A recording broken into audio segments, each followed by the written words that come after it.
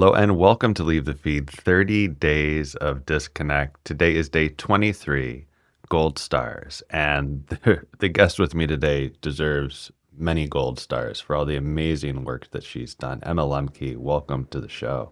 Well, thank you for having me. So let's talk about your journey as a digital wellness advocate.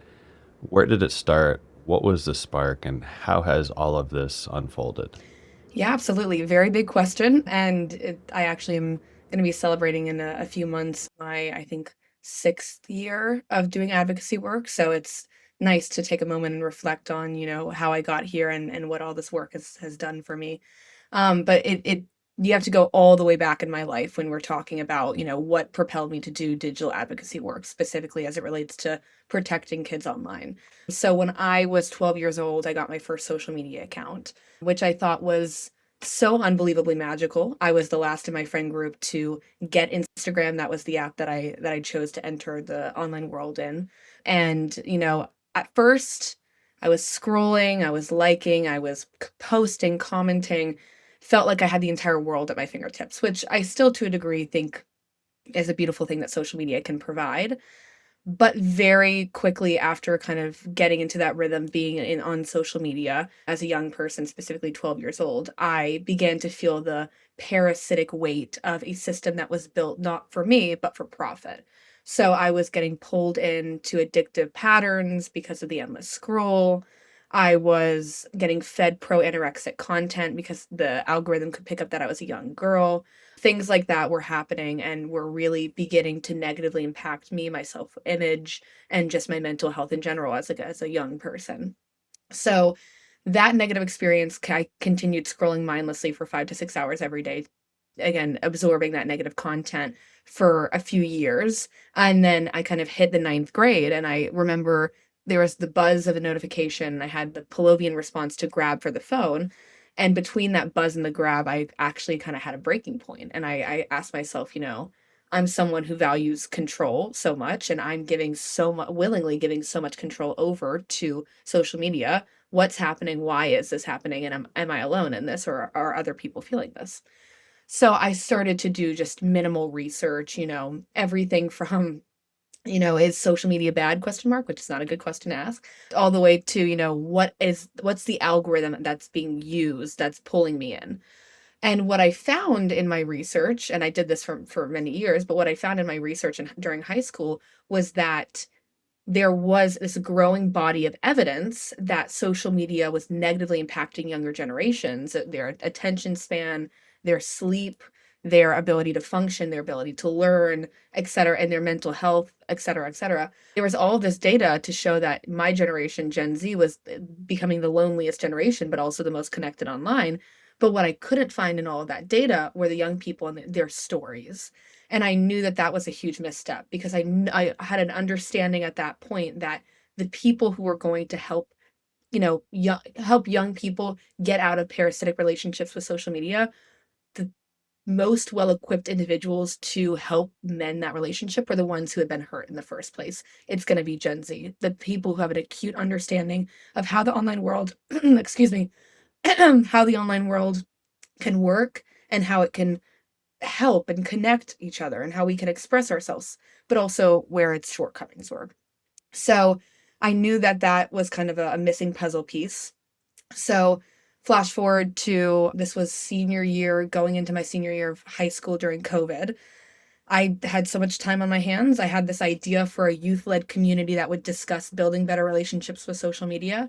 And I kind of said, you know what, this is the time. Everyone's going to be online. Everyone, I think, is going to have to face this relationship that they have with social media. And it's time that we provide space for young people to talk about the difficulties that come with being young and online.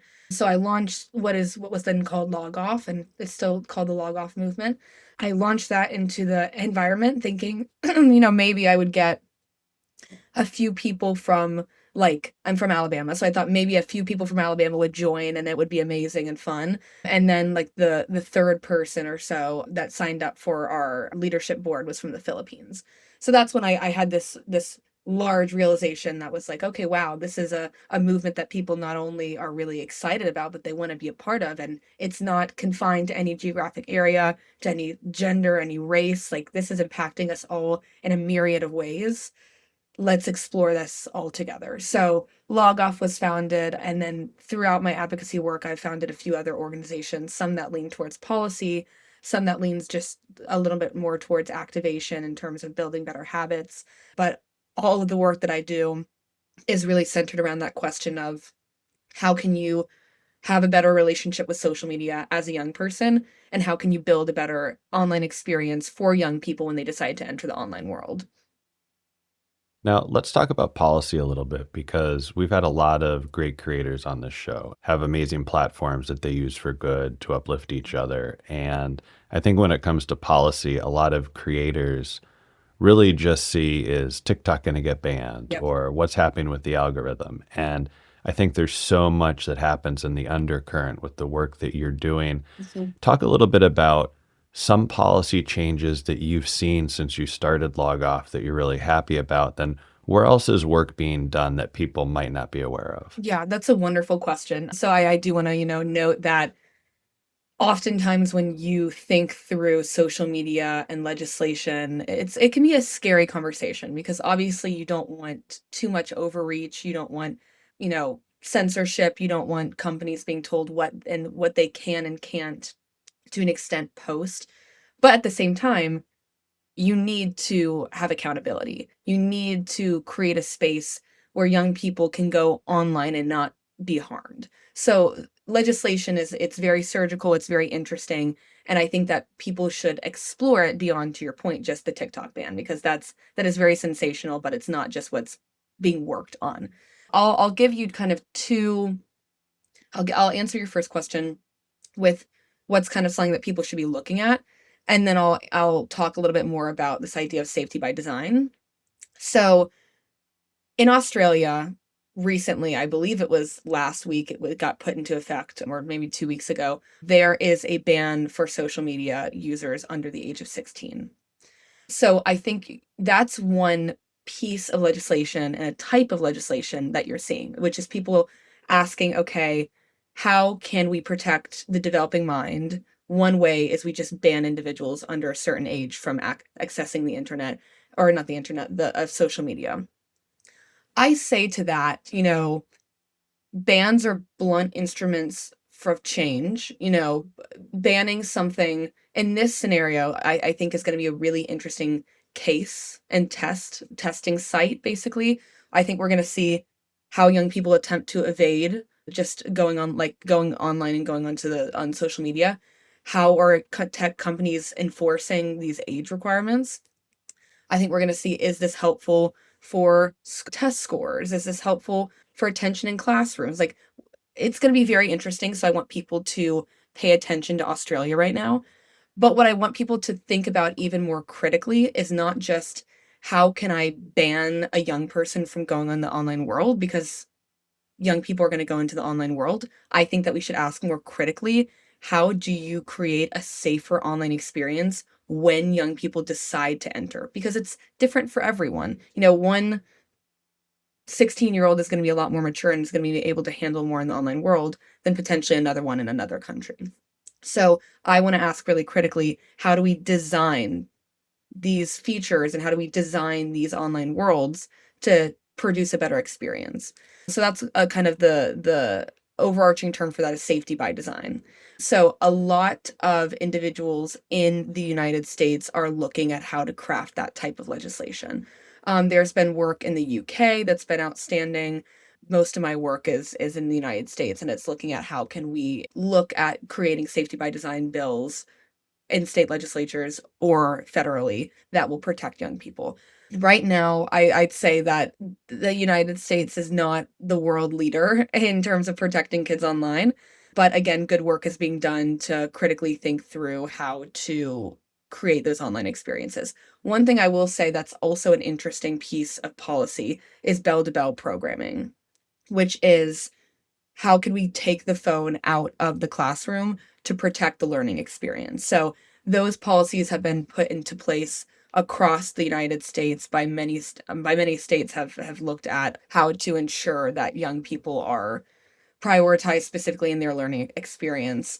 Again, that doesn't answer the question or that doesn't fix the issue, which is when they're out of the classroom and they're scrolling, are they still being fed harmful content? Are they still being targeted harmful ads?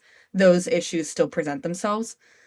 But it is really a great next step in terms of asking critically, how do we carve out times for young people to be young people? Specifically in this case, how do we carve out time for young people to learn and to have that learning educational experience that they need to thrive? So that's one piece of the puzzle. But again, there are so many different approaches to protecting kids online, to again, building that better online experience. In the United States, we're working on figuring out what that looks like for us, but other countries are taking leaps and strides ahead of us, and it's important to look at them and understand what works and what doesn't work. So, safety by design, how is that impacting the user experience Mhm. inside of social media and what's being done? You know, I see on Instagram, like, okay, you know, there's certain accounts for people that are under a certain Yeah. age, and that seems very surface level. But, you know, what's being done in collaboration with the tech companies to help minimize some of the risks to our youth? For instance, I went to an event 2 months ago that was the launch of the Instagram teen accounts and greater protections. Here's what I'll say.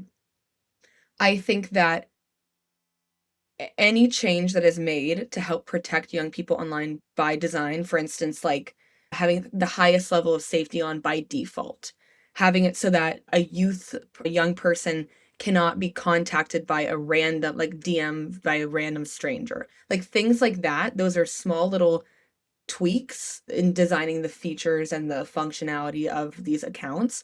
They make monumental differences. That means a young girl is not going to be sent pictures that she doesn't want from strangers. That means that if again you're changing the culture online, if you're saying by default we're going to make everything at the highest level of privacy turned on, rather than having a young person have to go in and turn on all these features. Those are very important, and I applaud companies that are looking at how to increase those type of design features to protect young users. When you look at the case of, like Instagram and Instagram teen accounts, though, it can be difficult because I wanna cheer, I want to applaud, but it's a lot too late, you know? It's these are features and functionalities that I think should have been in place a lot sooner, and it seems that they are only being created when pressure is being applied. So what I would encourage tech companies to do is to think really critically with, how do you work with young people themselves, and how do you work with youth activists for like digital change? How do you work with these actors to proactively design better features rather than just looking like you're only responding when things get bad? Now, it's really interesting with education because, yes, we want kids to be kids. We want that authentic play, the natural living, connecting with our humanity. And then you look at a country like Australia and you're like, wow, okay, so now you have to wait till you're 16. But I'm curious from an education standpoint, is anything being done to educate our youth Mhm. before they use social media on why to use social media, on how to use social media, on how to create with purpose and how to create with safety and how to communicate with safety, how to lift each other up, you know, how to have a positive voice and sort of give them the tools and knowledge and resources to be positive, active participants in social media Yeah. before they have that rite of passage. Yeah, what I'll say is what I have seen and witnessed in my own work from when I started in 2020 to where I am now. There has been an enormous uptick in schools being interested in programming exactly like how you laid it out, that not only teaches young people about social media, but how to productively use it and how to be a productive member of society when you're online. Because again, like, you want to have these conversations about cyberbullying, you want to have conversations about, etiquette online. But I think what young people are really craving right now is, to your point, how do I go online and not get addicted? How do I curate a better experience for myself and for my friends? How do I put up boundaries with me and my online devices? These are questions that weren't really getting answered in the educational environment. So I've seen an uptick in interest in having these programs, and I think that it's a very I am glad that you brought it up because it's very astute, which is you can't just have bans. You can't there's no silver bullet, but you can't just have bans. You can't just have safety by design pieces of legislation getting passed. You can't just have bell to bell programming and not also supplement it with a robust, holistic media literacy programming. You can't because you need to be able to teach young people about the skills necessary to enter the online world. And I think it is a non-negotiable at this point because I don't have the stats off the top of my mind, but I know it's in the 90% percentile about how many young people are online, specifically on like social media today. It's an enormous amount. Like so many hours a day are put into the online world.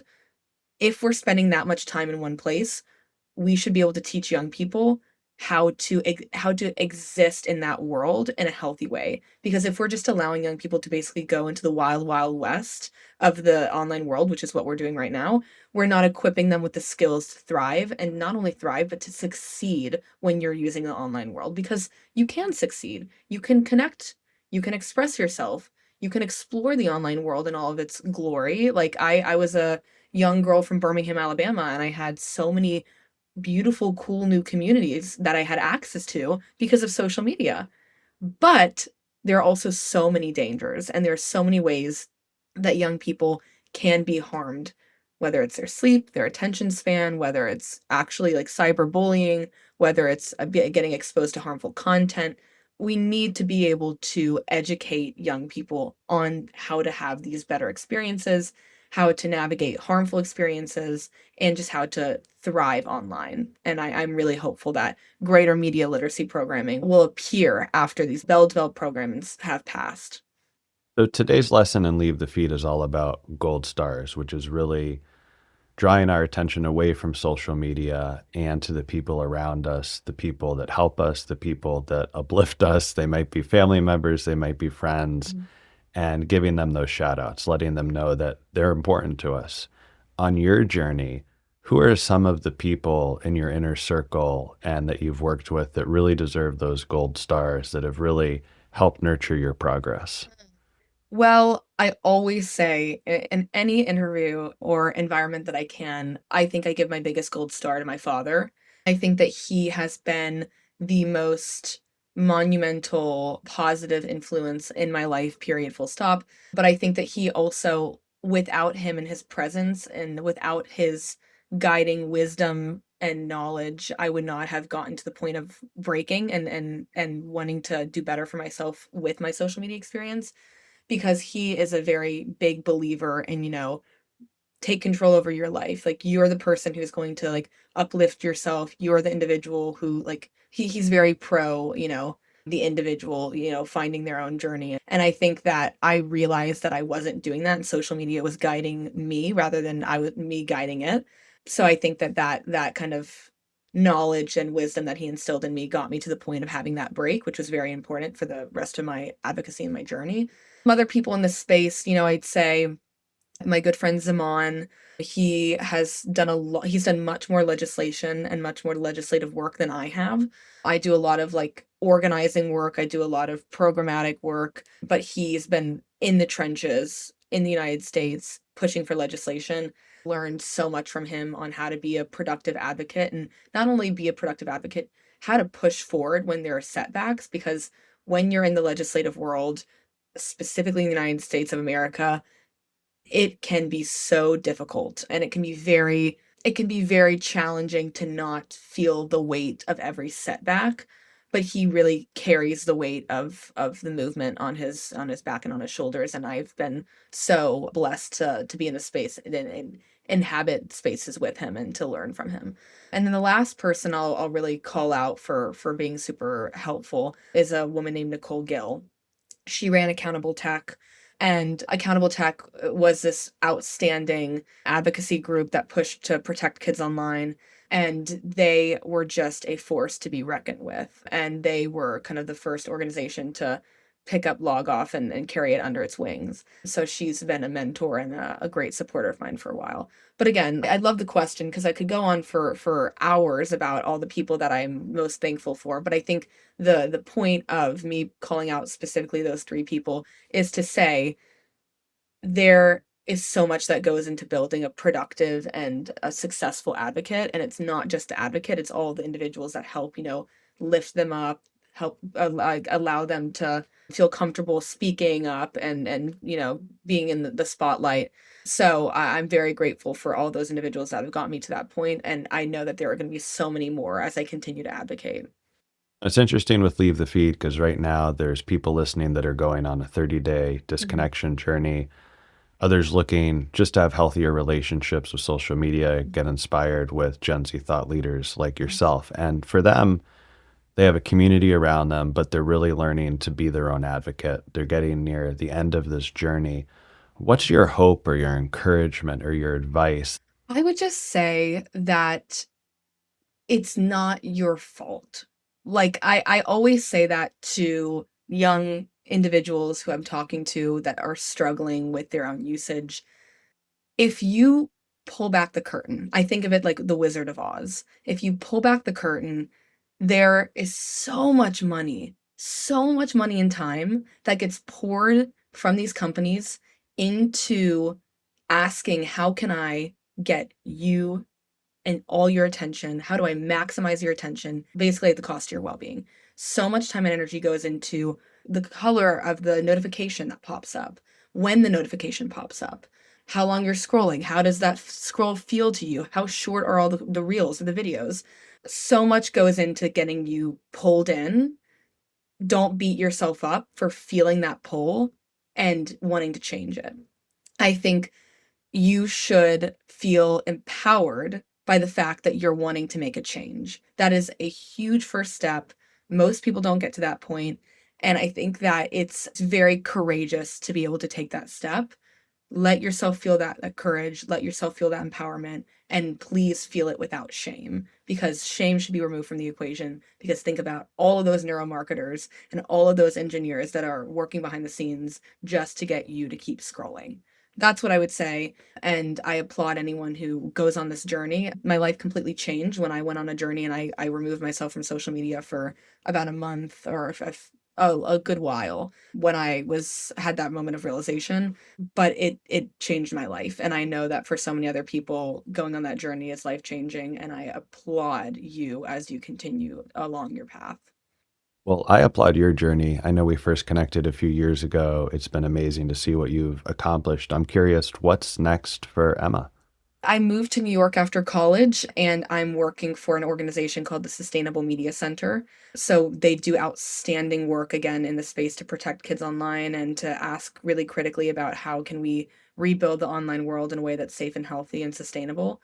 So I'm going to keep doing that work, and then I will hopefully go get a JD MBA somewhere along the line. Somewhere down the line. But for right now, just wanting to continue in the advocacy work. And is there a vision that you have when you think about safe social media environments for our youth? Is there a vision or a trajectory that you feel that we need to get on or other people can get behind? Or is it very broad and big and it's just chipping away one piece of block of ice at a time? I think it's broad and big. I think that, there is no silver bullet, and, we want to uplift all these efforts that are occurring simultaneously. So there's great work being done by like mothers who are like Mothers Against Media Addiction. That's a great group and kind of movement. You've got the youth-led movement, so you have the log offs, the Design It For Us, that's another organization. Movements that are pushing for kids online safety and for just healthier habits. You have the bell to bell programming, you have media literacy groups. All of these efforts need to be simultaneously encouraged, and I think that we need to understand that it's non-competitive. We're not wanting to compete with one another. These groups are not, extracting resources and taking stuff away from one another. This is a kind of collective action moment in time. So I'd say if you're wanting to get involved, you're wanting to see change, get involved in one of those movements and push as hard as you can. If you want to help in educational spaces, go into the educational space in your community and advocate for that bell to bell programming, advocate for media literacy. There's so much that you can do. If you want to get involved with Gen Z advocacy, there are so many organizations that would love to have you and that would welcome you with open arms. So I think it just really is about the individual deciding and finding a lane that they care the most about and helping apply pressure. Because again, we need to collectively act and uplift one another and engage with one another in any way that we can. Well, thank you so much. Very inspiring, very uplifting. And please get involved. Check out Emma. She's got amazing things going on. I really appreciate you as a guest, as a human, and all of the work that you're doing in digital advocacy. Thank you so much. Well, thank you for having me. And for those of you listening, please share Leave the Feed with a friend. Don't be afraid to disconnect and have an epic day.